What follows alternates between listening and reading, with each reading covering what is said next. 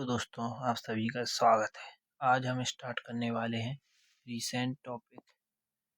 Recent topics कौन कौन से हैं? तो हमारा पहला टॉपिक होगा गुप्त काल प्रशासनिक व्यवस्था।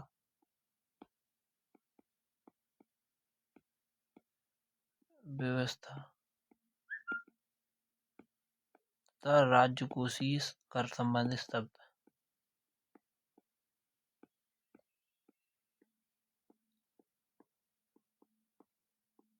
यहाँ पे सीजीएल में क्वेश्चन आए हैं करीबन 13 हैं, तो अब सीपीयू में भी आएंगे। तो बस ये राजकोषीय शब्द को स्टार्ट करते हैं। ये प्रशासनिक क्या लिख लिया?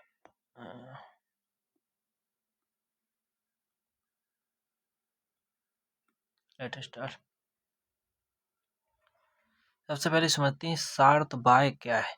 तो देख सकते हैं सार्थ मीन्स होता है व्यापारियों का सार्थ बाय। तो वाय मीन्स होता है प्रमुख यानी नेतृत्व करने वाला, और सार्थ मीन्स होता है व्यापारियों का समूह यानी कारवा। कारवा को भी व्यापारियों के समूह कहते हैं। तो इसका अर्थ क्या हुआ? तो व्यापारियों के समूह का नेतृत्व करने वाले को सार्थवाह कहते हैं। यानी कि कारवा का प्रमुख को सार्थवाह कहते हैं, या व्यापारियों के समूह का नेतृत्व करने वाले को सार्थवाह कहते हैं। देखो इससे रिलेटेड चीजें 2025 में प्रश्न आया, गुप्त काल में सार्थवाह का क्या अर्थ है? तो मूर्ति कला के संबंध में नहीं है, सैन्य भर्ती की प्रवाह नहीं, व्यापारी से रिलेटेड है, विभिन्न व्यापारिक समुदायों का प्रतिनिधित्व करने वाले व्यापारिक संघों का प्रमुख बिल्कुल राइट है, सच्चाई की नहीं, क्योंकि सार्थ वाह में होता है प्रमुख, और जो सार्थ है इसमें होता है व्यापारियों का समूह। ध्यान रखना, व्यापारियों का समूह।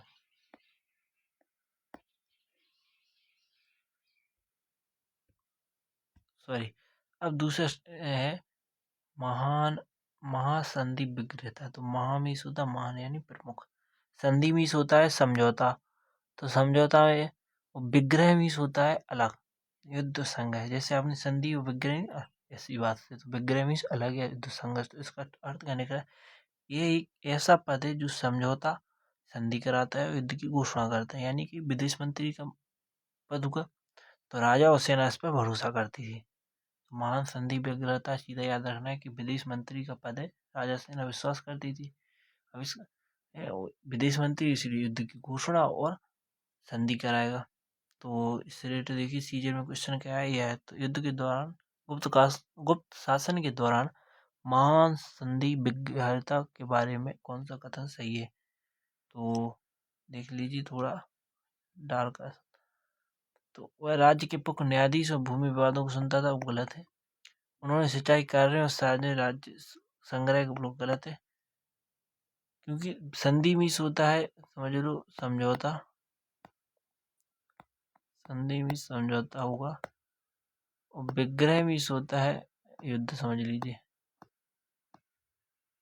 तो उन्होंने विदेश मंत्री के रूप में कार्य किया, बिल्कुल राइट, और राजा सेना उस पर भरोसा करती थी, यही सही है। और 2 पॉइंट्स और अलग कर दीजिए कि यह युद्ध की घोषणा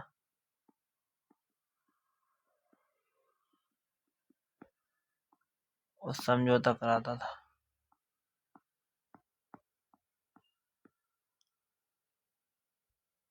अब समझते हैं ध्रुवाधिकार इनका। तो इसको संधि विच्छेद कीजिए। ध्रुवा मीस होता है स्थानीय यानी निश्चित, और इसमें से आधारिका मीस, जी आधारिका शब्द है, इसमें से निकला अधिकारिणी, ये शब्द यहाँ था।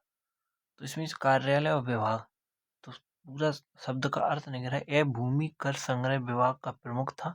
इसका यह काम था कि भूमि कर नियमित रूप से दिया गया कि नहीं, मतलब कि ध्रुवाकाणी की ध्रुवाधिकारणिका, इसका सीधा ध्रुवा मीस होता है नियमित निश्चित, और कादारण की मीस कार्यालय विभाग, मतलब कि एक अधिकारी है जो भूकर संग्रह का है, जिसका अर्थ था कि भूमि का सही से जमा किया गया है, नियमित रूप से नहीं किया गया है, किया गया। तो इससे रिलेटेड शब्द है,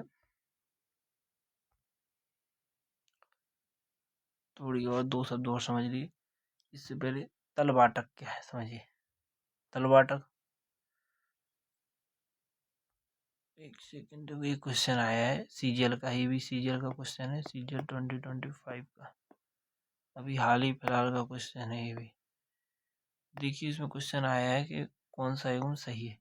ध्रुवाधिकार हमने अब कहा था कोषाध्यक्ष गलत है, इसका वास्तविक अर्थ क्या है? ध्रुवा मीन्स निश्चित। देखो ध्रुव देख समझिए ध्रुवा मीन्स होता है निश्चित, और यहाँ से अधिकारण शब्द मिला है, इसमें से होता है कार्यालय। यानी कि सीधा शाब्दिक अर्थ क्या निकला? इसका शाब्दिक अर्थ जो निकला, शाब्दिक अर्थ क्या निकला? शाब्दिक अर्थ क्या निकला? शाब्दिक अर्थ ही है।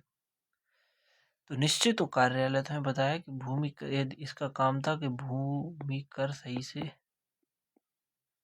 कर नियमित रूप से जमा किया गया कि नहीं किया गया।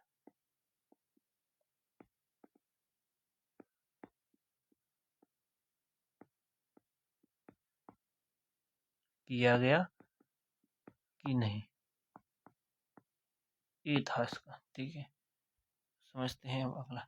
तल में जानते हैं भूमि जिस तल पर आप बैठे, तल में या ग्राम स्तर पर भू राज्य से इकट्ठा करता था, जिसे ग्राम लेखाकार भी कहते हैं। तो ग्राम लेखाकार भी कहते हैं, जैसे कि एक शब्द और समझ लीजिए तलवाटा के साथ, भंडारिका। भंडारधिका, भंडार से नकारी अन्न गोदाम होते हैं, अधिकृत मीन्स होता है प्रभारी, यानी कि जो अन्न गोदाम का प्रभारी होता है। सीधा लिखा संधि विच्छेद भंडार, भंडारधिका। तो भंडारने का शब्द यहाँ मीन्स होता है अन्न गोदाम और हथियार, और अधिकृत मीन्स होता है प्रभारी। तो यह भंडार का प्रभारी होता है, भौतिक वस्तुओं की रखवाली करता है। अब इससे रिलेटेड क्वेश्चन आया, ध्रुवाधिकार बता चुके हैं कि भूमि का निश्चित कर उस जमा किया गया निश्चित करता है। भंडार का पुलिस नहीं, इसमें पुलिस नहीं होता है, इसमें होता है भौतिक वस्तुओं की देखभाल करने वाला।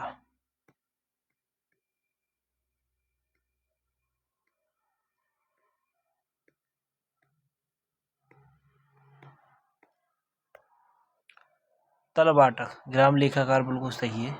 तल मीन्स भूमि जो भू राजस्व को इकट्ठा करता है ग्राम स्तर पर, राजस्व कौन सा करता है? ग्राम स्तर पर। ये कोई शब्द नहीं है, ये कोई शब्द नहीं ध्यान रखना। ठीक है, अब यहाँ से समझते दो शब्द प्रथम कुलिका, प्रथम मीन्स समझिए प्रमुख, और कुलिका मीन्स होता है शिल्पकार कारीगर, यानी कि प्रमुख शिल्पकार कारीगर। ठीक है, ग्राम का मीन्स होता है ग्राम प्रधान यानी प्रमुख मुखिया। ठीक है, कुलिका समझेगा शिल्प प्रमुख, प्रथम प्रमुख। ग्रामिका मीन्स होता है ग्राम प्रधान या प्रमुख मुखिया। तो अब इससे पहले क्वेश्चन समझिए, या क्वेश्चन सेट नहीं किया गया इसके आधार पर।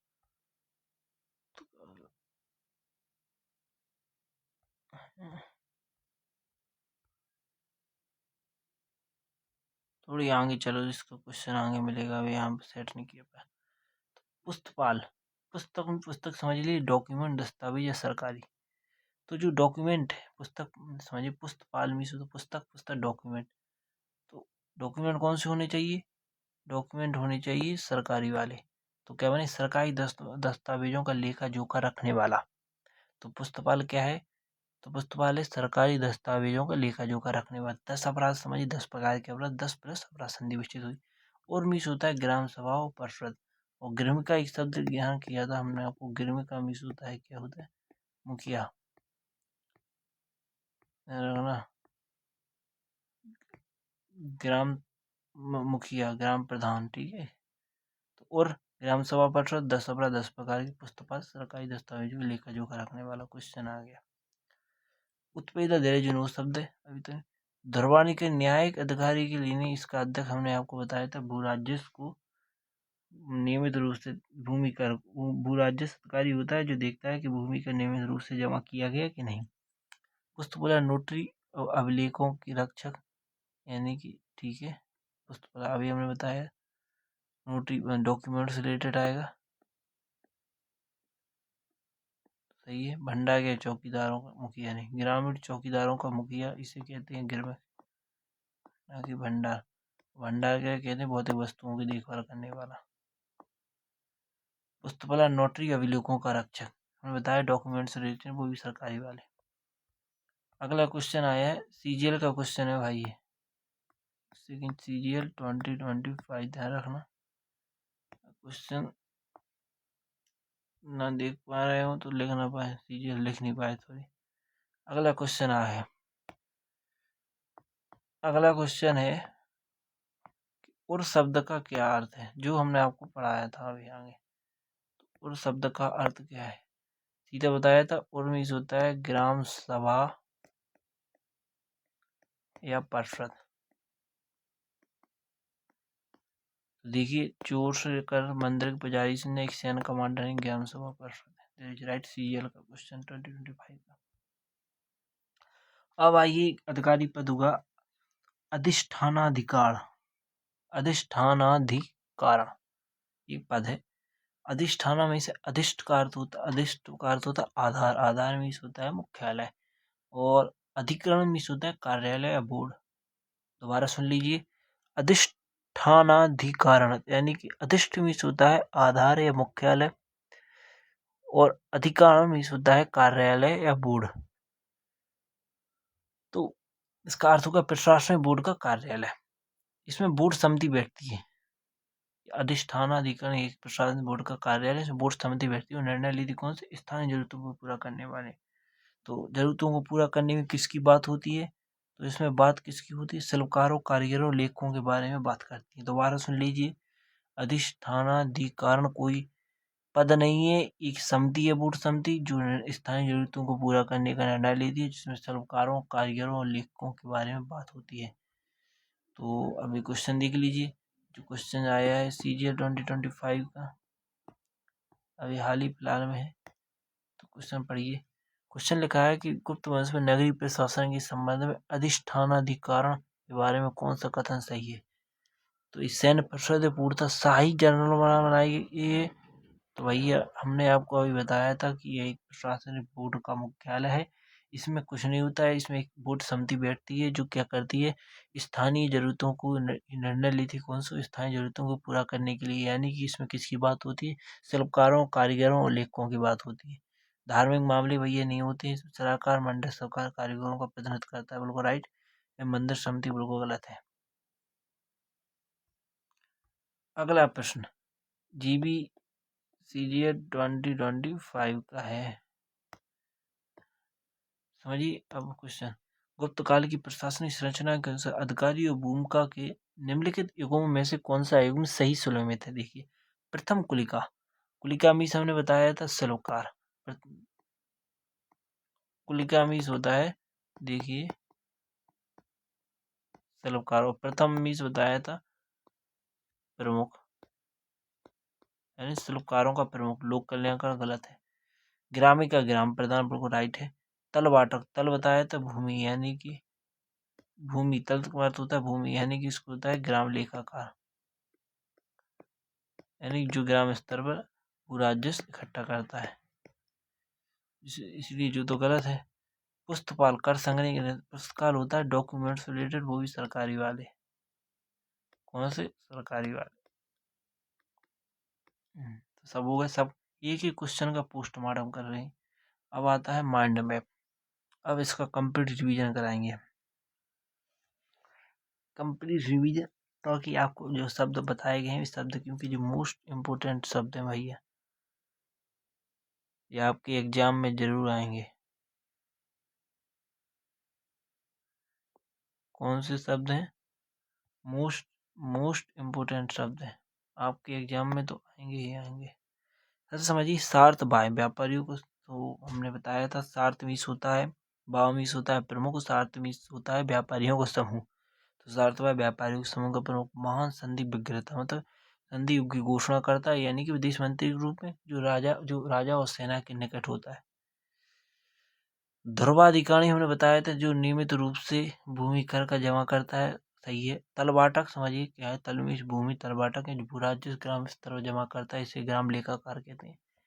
भंडार अधिकृत यानी भौतिक वस्तुओं की देखभाल करता है, अधिकृत मीस होता है प्रमुख, समझ लीजिए। प्रथम कुलिका, कुलिका मीन्स होता है सरोकार और प्रथम मीन्स प्रमुख, जो सरोकारों कारीगरों का प्रमुख होता है। ग्राम मीन्स ग्राम प्रधान मुखिया।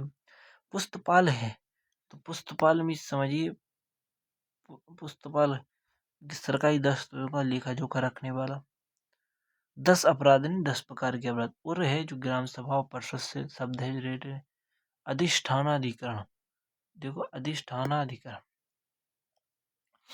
इसमें हमने बताया था ये एक पद नहीं है बल्कि एक बोर्ड समिति है जो निर्णय लेती है उनके वहाँ की जरूरतों के अनुसार किसके बारे में निर्णय लेती है, सलाहकारों और कारीगरों के।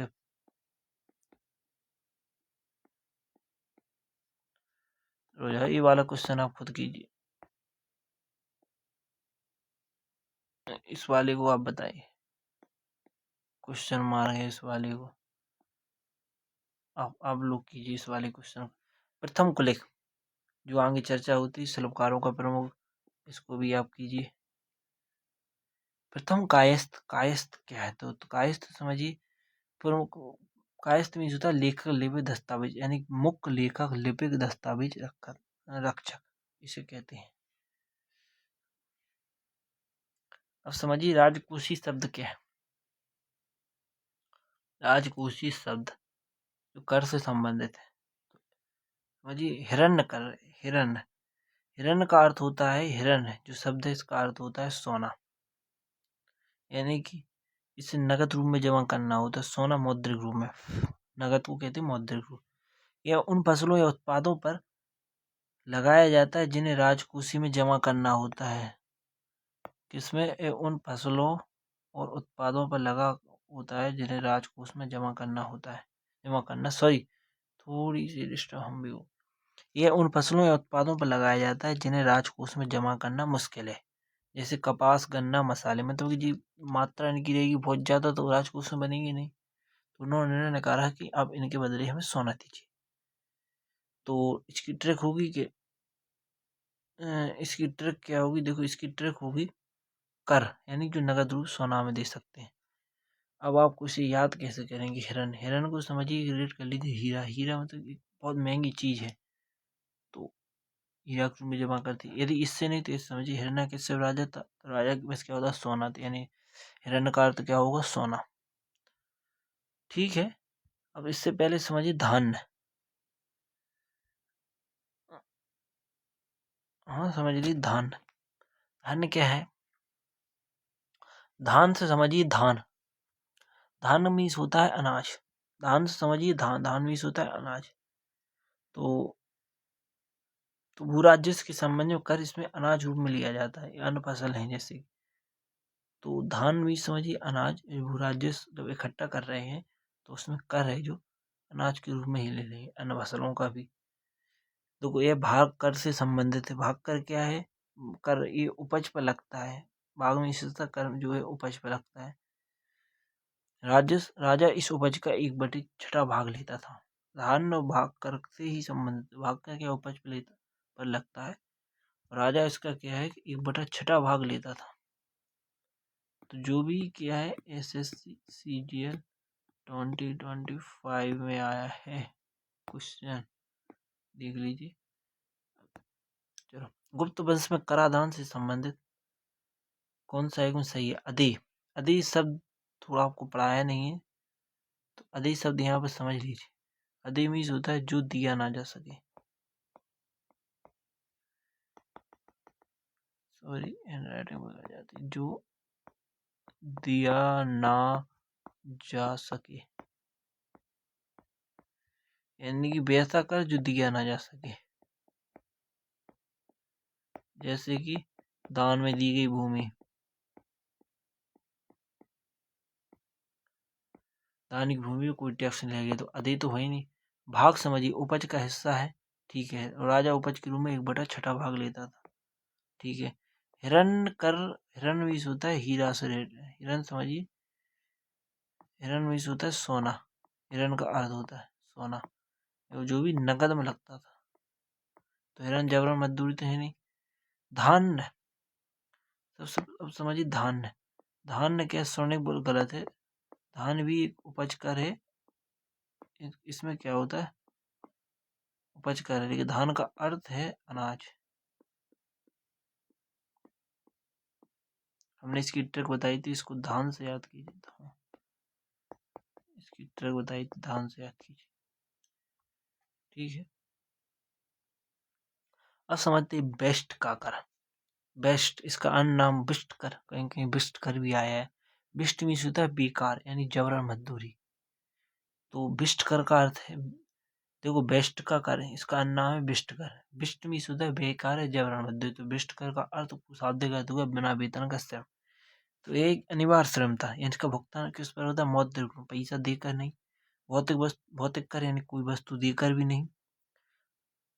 मौद्रिक कर यानी कि मौद्रिक का समझिए नगद रुपए, नगद चीजें न देकर। भौतिक कर में से होता है, भौतिक कर में कोई नगद न देकर।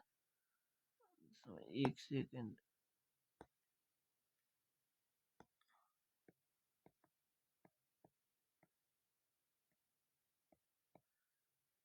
भौतिक कर यानी कि कोई वस्तु न देकर।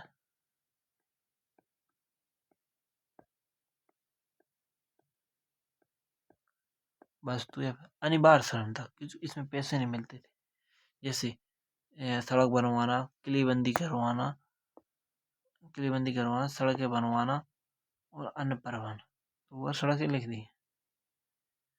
तो यहाँ सड़कें नहीं, यहाँ पर लिख लीजिए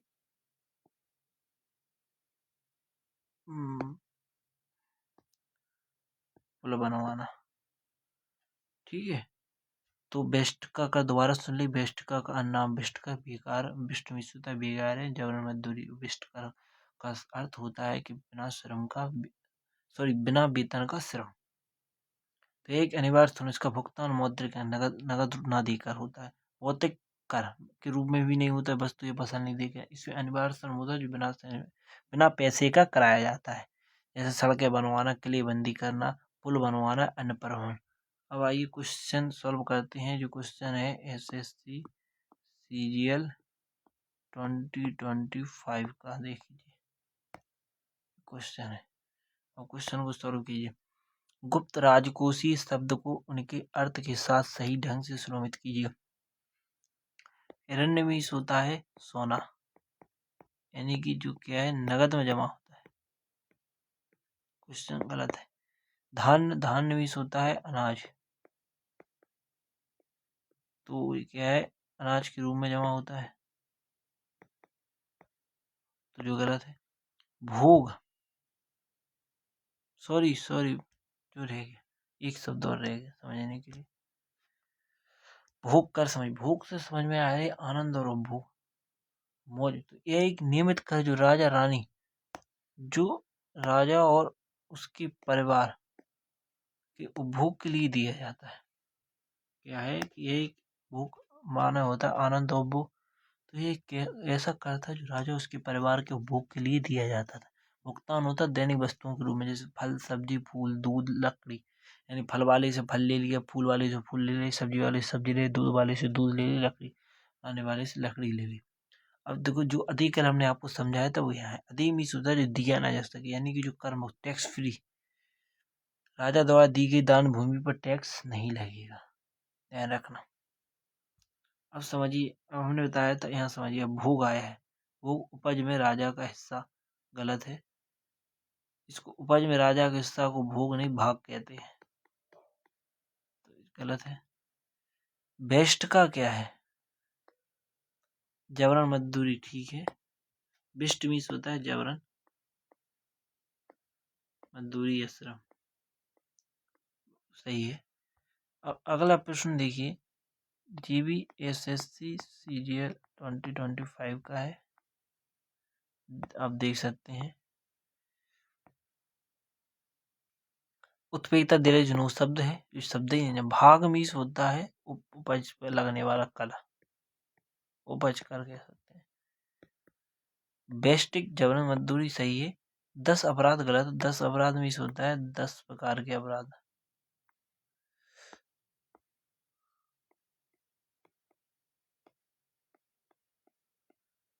अपराध।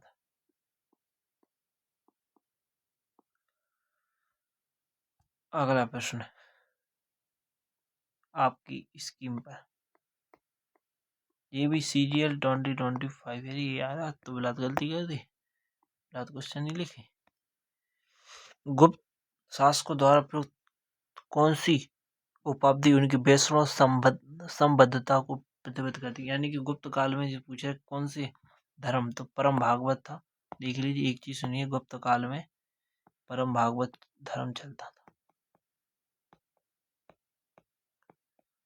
गुप्त काल में प्रयुक्त कौन सी उनकी वैष्णव समझ, देखिए आप एक चीज समझिए, वैष्णव धर्म था, समझिए एक चीज तो आपको समझा दें यहाँ पर, समझिए वैष्णव धर्म यानी कि कृष्ण उन्हीं की अवतार थे, रेट का, और कृष्ण ने सब धर्म अपनाया था, वो भागवत धर्म था, तो परम भागवत इज राइट। ठीक,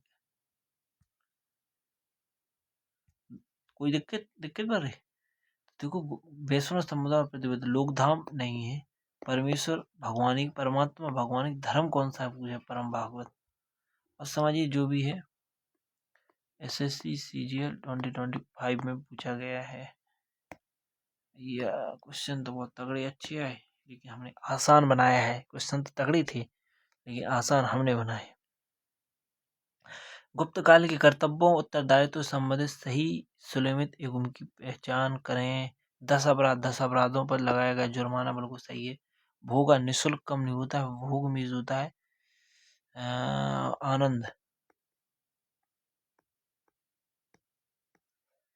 अदे जो दिया ना जैसे कि जो गलत है, निःशुल्क श्रम करो को भोग नहीं बेस्ट का कहते हैं आनंद। अदे जो दिया ना जा सके,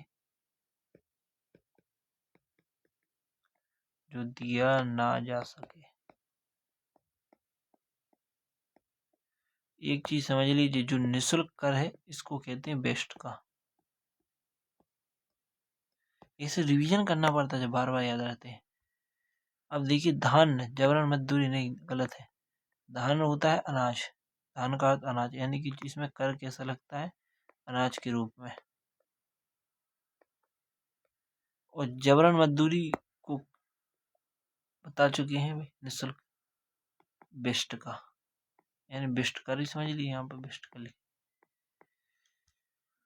अगला प्रश्न, ये रहा आपकी स्कीम पर 1 लाख रुपए के लिए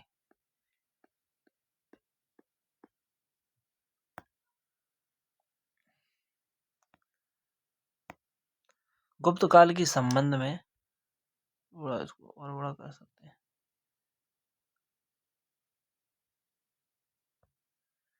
समझिए, गुप्त काल के संबंध में कौन सा शब्द अर्थ युग्म सटीक है? विष्ट का भोग कर, ये गलत है। विष्ट का भोग कर नहीं है, भोग कर मीन्स होता है आनंद, और विष्ट का मीन्स होता है जबरन मजदूरी,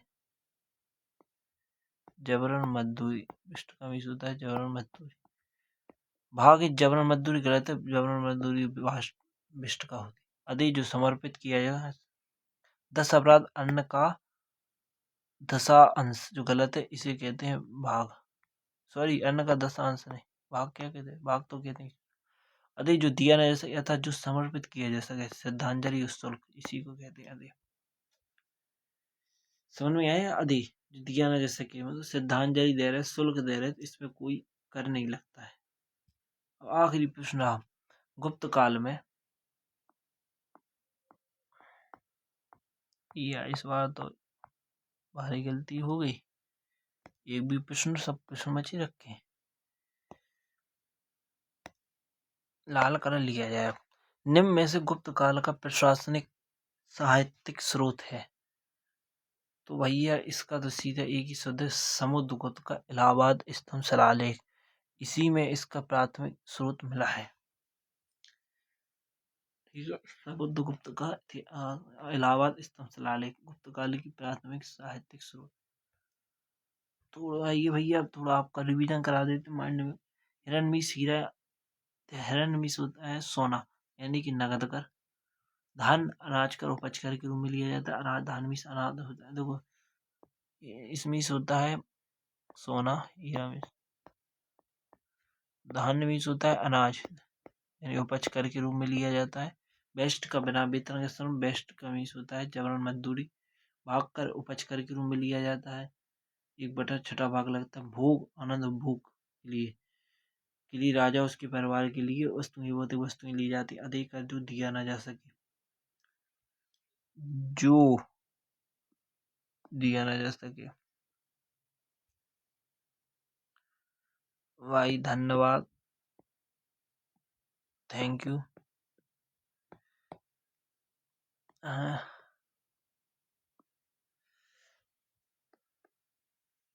धन्यवाद। एसएससी सीपीयू की और क्लासेस के लिए लाइक कीजिए। इसमें हम पूरी रीसेंट सीरीज शुरू कर रहे हैं।